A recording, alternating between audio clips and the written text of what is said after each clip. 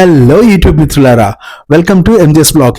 ఇవాళ అయితే మనం ఒక కొత్త రెసిపీతో మీ ముందుకైతే వచ్చేసామండి. సో సింపుల్ ఇంగ్రీడియంట్స్ తో ఫిష్ ఫ్రై ఎలా చేసుకోవాలో నేనైతే ఈ వీడియోలో మీకు చూపించబోతున్నాను. సో జస్ట్ ఉప్పు, కారం, మిరియాల పొడి, గరం మసాలా, కొంచెం ధనియాల పొడి, అల్లం వెల్లుల్లి పేస్ట్ అండ్ కొంచెం కరివేపాకు, కాస్త కార్న్ఫ్లవర్ అండ్ ఆయిల్, వీటితో మనము ఎలా ఫిష్ ఫ్రై చేసుకోవాలో ఈ వీడియోలో అయితే చూడబోతున్నామండి. స్కిప్ చేయకుండా ఎండ్ వరకు చూడండి. Just 5 minutes video. సో బ్యాచులర్స్కి అయితే పక్కగా యూజ్ అవుతుందండి. అండ్ ఫస్ట్ టైం ఎవరైతే ఫిష్ ఫ్రై చేస్తున్నారో వాళ్ళకు కూడా చాలా యూజ్ అవుతుంది.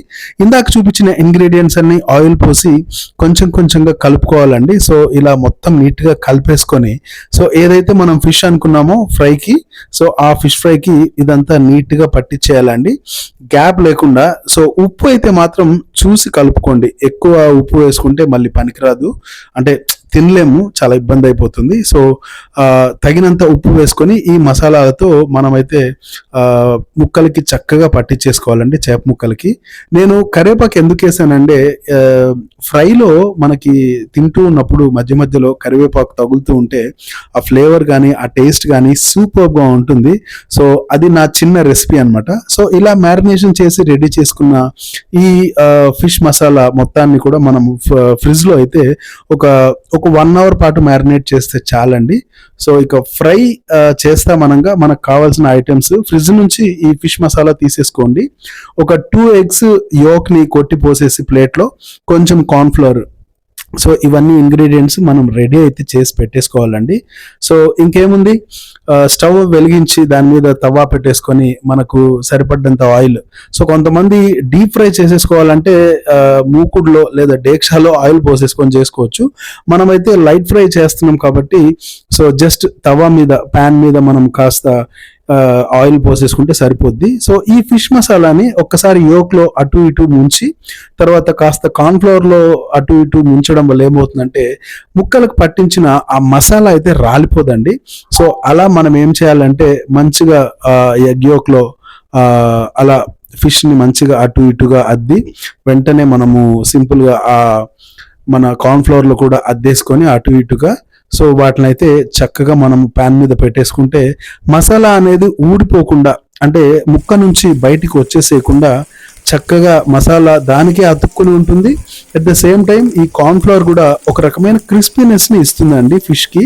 సో అది ఏ ఫ్రై అయినా కూడా కార్న్ఫ్లవర్ యాడ్ చేసుకోవడం వల్ల మనకి క్రిస్పీనెస్ అయితే వస్తుంది. సో ముక్క అయితే మంచిగా కాలడం స్టార్ట్ అయిపోయిందండి, చూస్తున్నారు కదా. సో రెండు వైపులా ముక్కని మార్చి కాల్చుకోవాలి. సో చూసుకోవాలండి, చూసుకొని కాల్చుకోవాలి. కొంచెం అటు ఇటు ఎక్కువైనా కూడా మాడిపోతుంది. సో ఇలా గోల్డెన్ బ్రౌన్ వచ్చేంత వరకు మంచిగా అయితే మనము ఫ్రై చేసుకోవాలి, చూస్తున్నారు కదా. సో ఇలా గోల్డెన్ బ్రౌన్ వచ్చేంత వరకు మంచిగా వేడి చేసుకోవాలి. ఇలా ఫ్రై చేసుకున్న తర్వాత ఆ ఆయిల్లోనే కాస్త కరివేపాకు, పచ్చిమిర్చి వేసేసుకుంటే అది ముక్కల్లోకి నంచుకోవడానికి, గార్నిషింగ్కి సూపర్గా ఉంటుందండి.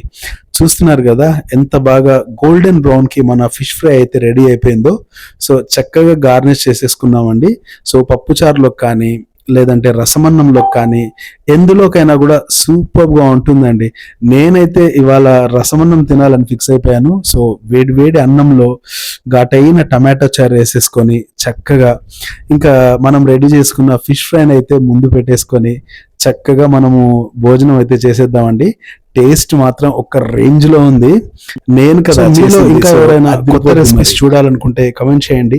నేనైతే కొత్త రెసిపీస్ కూడా ట్రై చేస్తాను. సో వీలైనంత వరకు ఆల్మోస్ట్ నాన్ వెజ్ ఐటమ్స్ కానీ తర్వాత వెజ్ ఐటమ్స్ కానీ అన్ని కుక్ అయితే చేసి మీకైతే వీడియోస్ పెడుతున్నామండి. సో ఏమన్నా డౌట్ ఉంటే మీరైతే జస్ట్ కామెంట్ సెక్షన్లో పెట్టండి, లైక్ చేయండి అండ్ మోర్ ఓవర్ షేర్ చేయండి.